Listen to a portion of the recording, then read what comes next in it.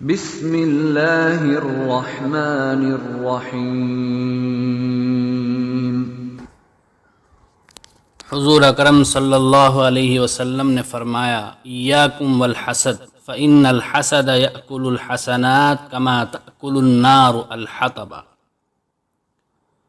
محترم بزرگوں اور دوستو، اس حدیث میں حسد کی برائی بیان کی گئی ہے اور اس کا جو دینی اور اخروی نقصان ہے اس کو بیان کیا گیا ہے۔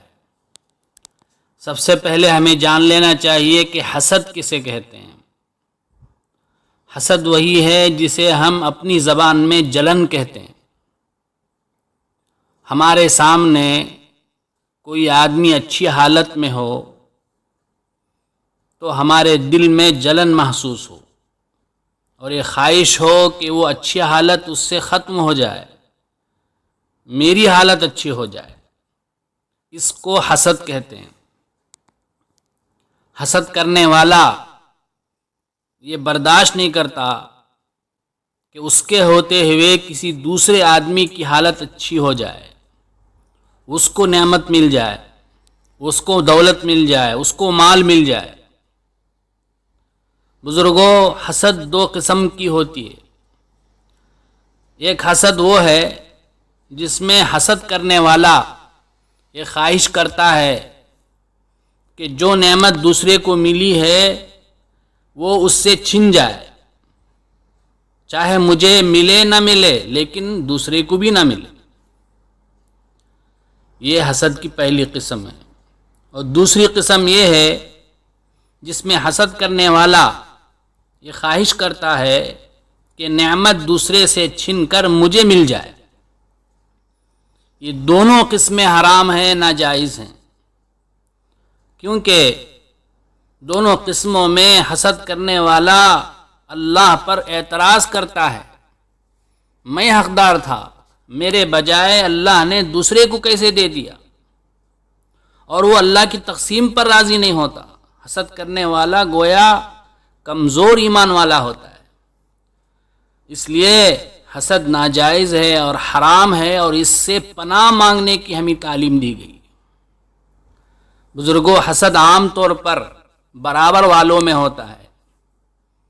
بہن بہن میں حسد ہوتا ہے، بھائی بھائی میں حسد ہوتا ہے، پڑوسی پڑوسی میں حسد ہوتا ہے، تاجر تاجر میں حسد ہوتا ہے، طالب علم اور طالب علم میں حسد ہوتا ہے، بھائی بہن میں حسد ہوتا ہے، ایک گھر والے کو دوسرے گھر والے سے حسد ہوتا ہے، اور اسی طرح ایک سیاست دان کو دوسرے سیاست دان سے حسد ہوتا ہے۔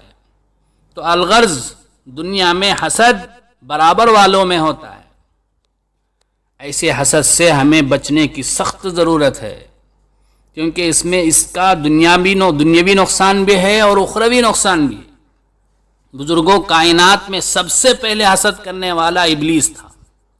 اللہ تبارک و تعالیٰ نے اس کو اور فرشتوں کو حکم دیا تھا کہ تم آدم علیہ السلام کے سامنے سجدہ کرو، تو فرشتوں نے سب کے سب سجدہ کر دیا، لیکن ابلیس نے سجدہ نہیں کیا۔ فسجدوا لآدم الا ابلیس، سب نے سجدہ کیا مگر ابلیس نے سجدہ نہیں کیا۔ کیوں؟ اسے حسد تھا، جلن تھی حضرت آدم علیہ السلام سے۔ چنانچہ وہ حجت کرنے لگا اللہ کے سامنے، انا خیر منہ خلقتنی من نار وخلقتہ من طین۔ اے اللہ، میں آدم سے بہتر ہوں، کیونکہ تو نے مجھے آگ سے پیدا کیا ہے، آدم کو مٹی سے پیدا کیا ہے۔ چاہیے تو یہ تھا کہ آدم میرا سجدہ کرے۔ تو اس حسد کا انجام کیا ہوا؟ اللہ نے اس کو اپنے دربار سے نکال دیا، قیامت تک کے لیے اس پر لعنت کو مسلط کر دیا۔ ہم بھی اور آنے والی نسل بھی جو ہے اس پر قیامت تک لعنت بھیجتی رہے گی۔ اسی طرح روئے زمین میں سب سے پہلے حسد کرنے والا قابیل تھا۔ حابیل اور قابیل یہ دونوں حضرت آدم علیہ السلام کے دو بیٹے تھے۔ دونوں نے اللہ کے سامنے قربانی پیش کی، نذرانہ پیش کیا، تو آسمان سے آگ آئی اور اس آگ نے حابیل کے نذرانے کو جلا دیا۔ یہ نذرانے کے قبول ہونے کی نشانی تھی، اور قابل کا جو نذرانہ تھا اس کو آگ نے کچھ بھی نہیں کیا، تو قابل کو جلن ہو گئی، حسد ہو گیا اپنے بھائی پر، اس کا کیوں قبول ہو گیا، میرا کیوں قبول نہیں ہوا؟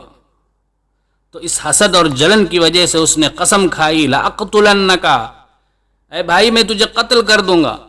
چنانچہ اس نے اسی حسد کی وجہ سے اپنے ہی بھائی کو اپنے ہاتھوں سے قتل کر دیا۔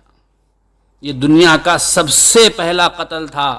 حدیث پاک میں آتا ہے قیامت تک دنیا میں جتنے بھی قتل ہوں گے ان سب کا وبال، ان سب کا گناہ جو ہے قابل کو بھی ہوگا۔ تو بزرگوں اور دوستو، یہ ہیں دنیا میں جو سب سے پہلے حسد ہوا، اس کا جو انجام ہوا وہ۔ اور ایک بات، اللہ کے نبی صلی اللہ علیہ وسلم کی جو حدیث میں نے آپ کے سامنے پیش کی، اس میں بھی اللہ کے نبی صلی اللہ علیہ وسلم فرماتے ہیں کہ حسد کا کیا انجام ہوتا ہے، آخرت کا کیا انجام ہوتا ہے حسد کی وجہ سے۔ آپ نے فرمایا ایاکم الحسد فإن الحسد یأکل الحسنات کما تأکل النار الحطب، حسد سے بچو، اس لیے کہ حسد نیکیوں کو ایسے ہی کھا جاتا ہے جیسے کہ آگ لکڑیوں کو کھا جاتی ہے۔ آگ لکڑیوں میں لگ جائے تو ساری لکڑیاں جل کر راکھ ہو جاتی ہیں، ایسے ہی حسد کرنے والے کی ساری نیکیاں برباد ہو جائیں گی، ہلاک ہو جائیں گی، ختم ہو جائیں گی۔ جب آخرت میں ہم جائیں گے تو حسد کرنے والے کے نام اعمال میں ایک بھی نیکی نہیں رہے گی۔ اور ایک حدیث میں اللہ کے نبی صلی اللہ علیہ وسلم نے ہم لوگوں کو نصیحت کرتے ہوئے فرمایا لا تباغضوا ولا تحاسدوا ولا تدابروا وكونوا عباد اللہ اخوانا، اے اللہ کے بندو، ایک دوسرے سے حسد مت کرو، ایک دوسرے سے دشمنی مت رکھو، ایک دوسرے کے پیچھے برائی مت کرو، بلکہ بھائی بھائی بن جاؤ۔ اس لیے بزرگوں اور دوستو، ان قرآنی قصوں سے اور احادیث سے ہمیں پتہ چلا کہ ہمیں کبھی بھی اپنے بھائی کی اچھی حالت پر جلنا نہیں چاہیے، حسد نہیں کرنا چاہیے، بلکہ خوش ہونا چاہیے۔ اگر ہمیں بھی اگر اس نعمت کی خواہش ہو تو اللہ سے دعا کرنی چاہیے کہ اللہ جیسی نعمت تو نے میرے بھائی کو عطا کی ہے ویسے ہی مجھے بھی عطا فرما دے۔ کیا بعید ہے اللہ کی شان ہم کو بھی عطا کر دے۔ اللہ تعالی ہمیں ان آیات اور احادیث کے مطابق عمل کرنے کی توفیق عطا فرمائے۔